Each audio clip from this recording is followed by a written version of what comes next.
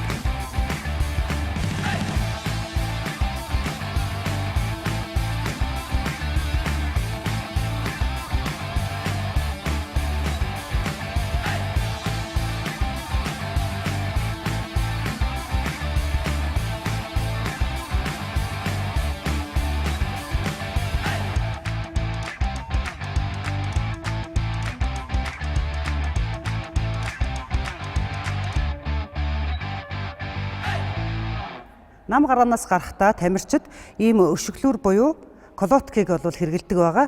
Энэ дээр болохоор түлхэлтийн үйл, савлтын хөлөө тааруулж гарааны шугамны ард ирж байрлуулад тэгээ шууд гараандаа гардаг байгаа. За гэрийн нөхцөлд хийж байгаа учраас бүгдөө одоо урдаа нэг шулуун шугам татаараа. За тэгээ тэрийгэ гарааны шугам гэж бодоод одоо нам гарааныхаа техникт суралцгаая.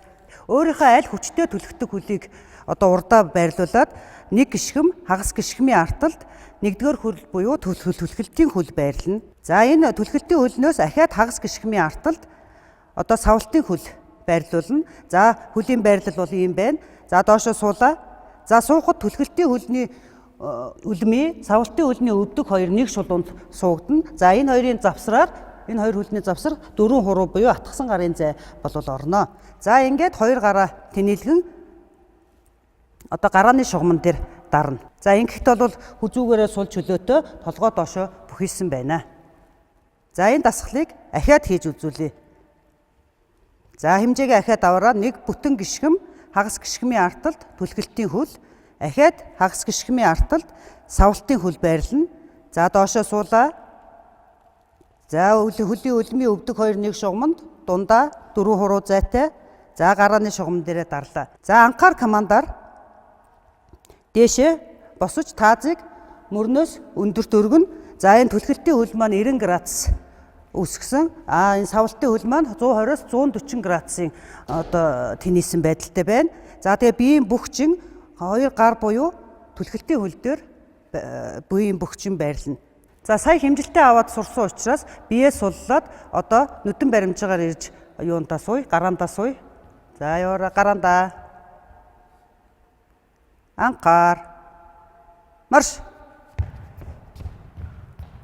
Ойрын зайны нэг онцлог нь одоо тамирчин гараанаас гараад маш хурдтайгаар тэр маш бага цагт тэр тухайн зайг одоо гүйж туулах хэрэгцээтэй байдаг учраас гараанаас хэдий ч нэ сайн гарна, төдий ч нэ бас өөрийн амжилт бол ахдаг учраас гараанаасаа маш зүү гарч гарах хэрэгтэй. Одоо энэ гараанаас зүү гарахад ямар дөхүүлэх дасгалуудыг та нарт бол зааж өгье.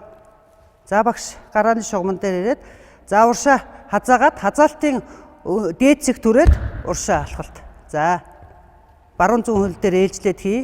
Уршаа явлаа. Марш. За. Дахиад уршаа явлаа.